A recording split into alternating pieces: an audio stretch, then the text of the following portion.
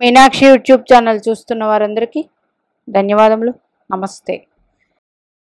చాలా వీడియోలు చేసి పెడుతూ ఉన్నాను. మరి నచ్చినట్లయితే లైక్ చేయండి, షేర్ చేయండి, సబ్స్క్రైబ్ చేయండి. మీ జన్మజాతక చక్రంలో 2 గ్రహాలు మాత్రమే కలయిక ఉందా? ఉంటే ఈ విధంగా ఉంటే మరి అదృష్ట జాతకం ఎలా? ఇప్పుడు మనకి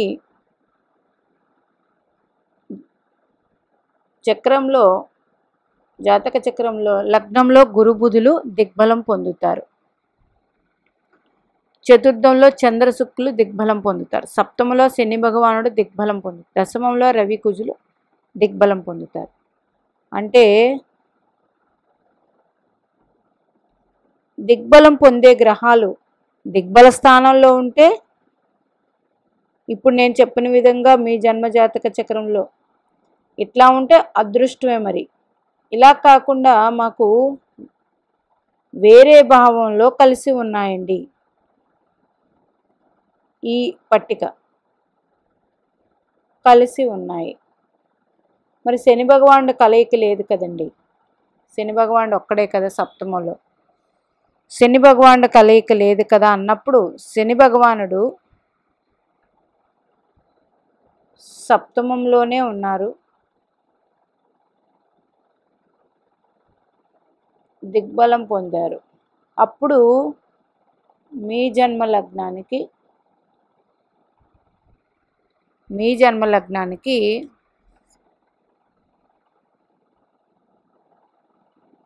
లగ్న పంచమ భాగ్యాధిపతి అయితే శుభుడు. ఇక్కడ మిగతా గ్రహాలు అలా కాదు. గురు బుధులు దిగ్బలం కాబట్టి గురు బుధులు దిగ్బలం పొంది ఉంటే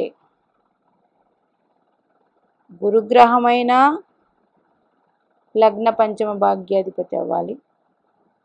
బుధగ్రహమైన లగ్న పంచమ భాగ్యాధిపతి. ఇద్దరిలో ఎవరో ఒకరైనా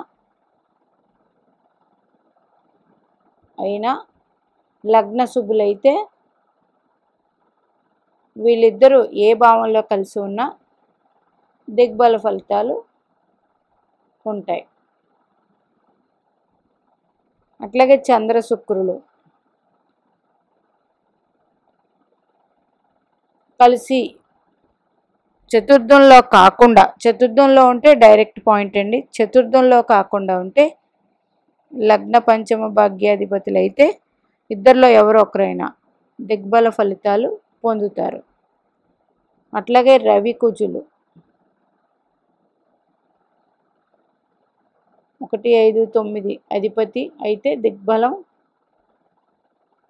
ఎక్కడ దశమంలో లేకుండా వేరే ఎక్కడో ఉన్నారు, దిగ్బల ఫలితాలు ఇస్తారా అంటే వాళ్ళిద్దరూ దిగ్బలం పొందిన గ్రహాలు కాబట్టి వేరే ఎక్కడున్నా ఆ ఫలితం ఉంటుంది. అందులోని శుభులైతే ఇద్దరిలో ఒక్కరైనా శుభులైతే ఫలితం అనేది ఎక్కువ ఉంటుంది.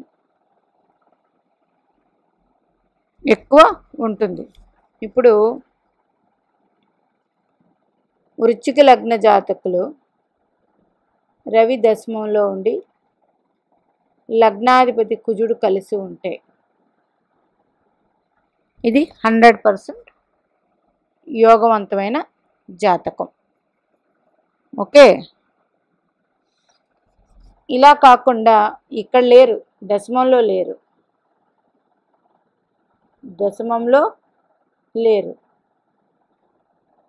లాభస్థానంలో ఉన్నారు రవి కుజులు. ఇక్కడ ఆటోమేటిక్గా దిగ్బల ఫలితాలు వస్తాయి. ఎందుకు? కుజుడు లగ్నాధిపతి అయ్యాడు కాబట్టి, కుజగ్రహం లగ్నాధిపతి అయ్యాడు కాబట్టి ఆ ఫలితం ఉంటుంది.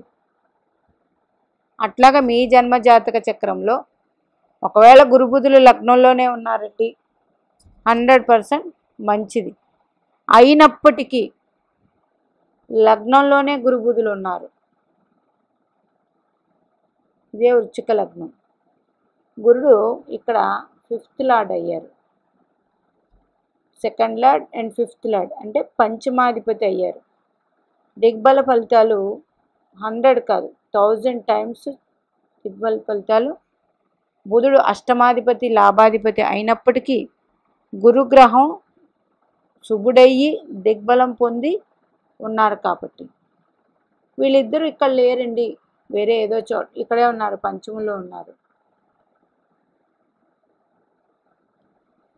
వర్తిస్తుందా అంటే వీళ్ళిద్దరూ సహజ దిగ్బలాధిపతులు కాబట్టి, గురుడు కూడా ఇక్కడ పంచమాధిపతి కాబట్టి దిగ్బల స్థానంలో లేనప్పటికీ దిగ్బల ఫలితాలు ఆ గ్రహాలు అది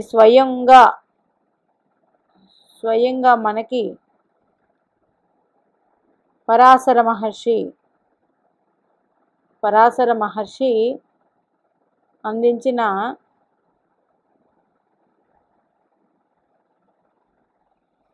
జ్యోతిష్యం ప్రకారం మనకి ఆయన చెప్పిన విధంగానే ఈ దిగ్బల ఫలితాలు ఆ గ్రహాలకి ఉంటాయి. లగ్నంలో ఉంటే 1000 టైమ్స్, అది కాకుండా వేరే ఏదో చోట ఉన్నారు. గురుడికి ఇక్కడ పంచమాధిపత్యం వచ్చింది కాబట్టి శుభత్వం వస్తుంది. పూర్తిగా దిగ్బల ఫలితాలు పొందినప్పటికీ 100% గురుబుధులు మంచి యోగాన్ని ఇస్తారు. యోగం అయితే ఉంటుంది. ఇప్పుడు ఇదే మీన లగ్న జాతకులు, చంద్రుడు పంచమాధిపతి అంటే 5th లార్డ్, శుక్రుడు తృతీయాధిపతి అష్టమాధిపతి అయినప్పటికీ వీళ్ళిద్దరూ కలయికున్నారనుకో దిగ్బల ఫలితాలు ఉంటాయి. అదే వీరిద్దరూ చతుర్థంలో ఉన్నారనుకో 4, 100% దిగ్బల ఫలితాలు ఉంటాయి. చంద్రుడు ఒక ఇంటి వెనకకే, చాలా వీడియోల్లో చెప్పుకున్నాను, ముందుకు ఉండాలి వెనక్కుంటే ఇబ్బంది అని. ఒకవేళ ఉన్నప్పటికీ చంద్రుడు యోగకారకుడు కాబట్టి ఈ జాతకానికి మంచి ఫలితాలే ఉంటాయి. ఇట్లాగా తీసుకోండి. దిగ్బల ఫలితాలు ఎట్లాగా మనకి పర్టికులర్గా గురుబుధులకు జాతకంలో కలిసి ఉన్నారు, చంద్ర శుక్రులు కలిసి ఉన్నారు, రవి కుజులు కలిసి ఉన్నారు, అది దిగ్బల స్థానంలో లేరు, వేరే ఏదో భావనలు ఉన్నారు. అప్పుడు ఈ కలిసి ఉన్న గ్రహాలకి ఇద్దరిలో ఒక్కరికైనా లగ్న పంచమ భాగ్యాధిపత్యం ఆధిపత్యం రావాలి. ఆధిపత్యం వస్తే 100% ఆ దిగ్బల ఫలితాలు మనకి అందుతాయి. అలాగే ఆ దశ కూడా రావాలి. వచ్చినట్లయితే 100% యోగంగా ఉంటుంది. 100% యోగవంతంగా ఉంటుంది. ఇప్పుడు ఇదే వృశ్చిక లగ్నానికి రవి కుజుల లగ్నంలోనే ఉన్నారనుకోండి, ఇది పవర్ఫుల్ జాతకం.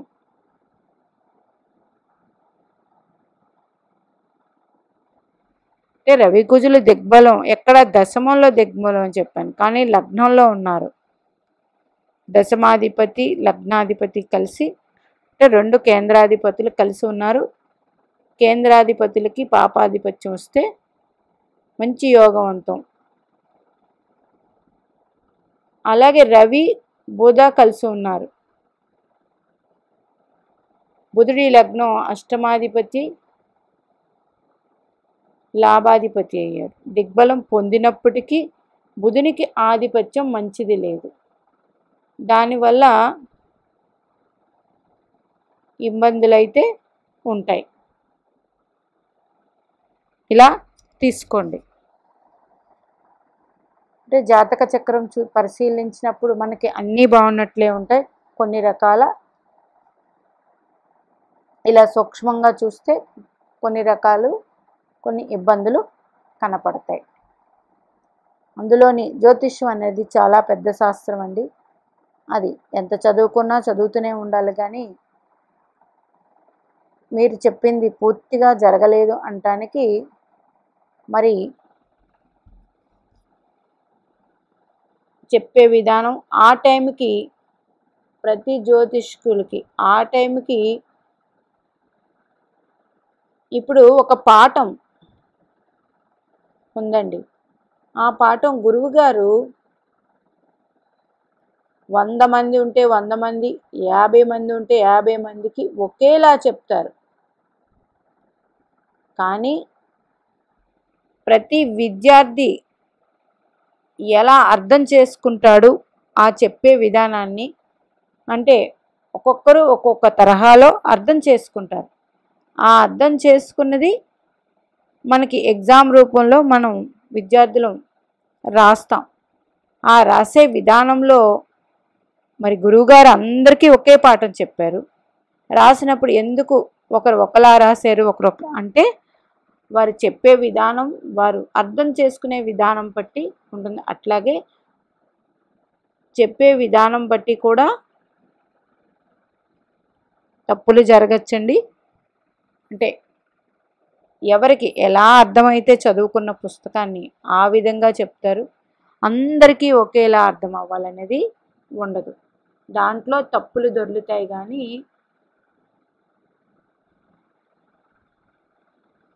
అర్థం చేసుకునే విధానం బట్టి అది చెప్పడం బట్టే కొన్ని తప్పులు జరుగుతాయి. కానీ మనకి ఋషులు అందించిన పుస్తకాలన్నీ మాత్రం అవి నిజం.